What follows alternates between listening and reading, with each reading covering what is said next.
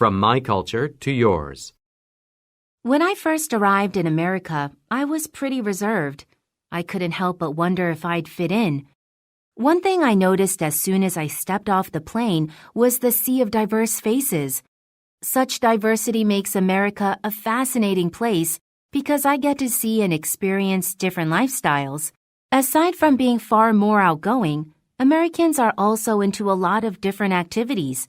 It seems like there's a club for everything here. One day, our school hosted a huge club fair.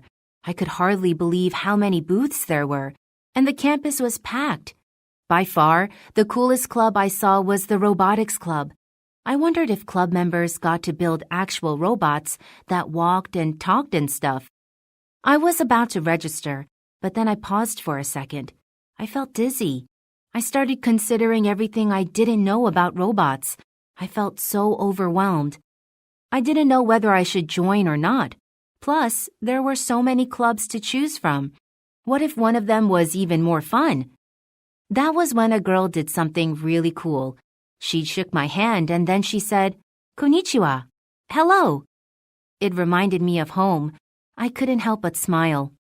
It turns out my newfound friend Lila, who is the current president of the Robotics Club, had spent some time living in Japan. She told me she knew all about the overwhelming feelings that can come with culture shock. We went to a restaurant for lunch, which was the first time I'd gone to a sit-down restaurant in America. Instead of just getting takeout or grabbing a coffee to go, Lila and I talked for hours. It turns out that she has some Japanese heritage, though she's spent most of her life in America. We discussed different aspects of the two cultures. Lila spoke about how complicated it can be when you don't know all the local customs, and she told me some funny stories from her time in Japan.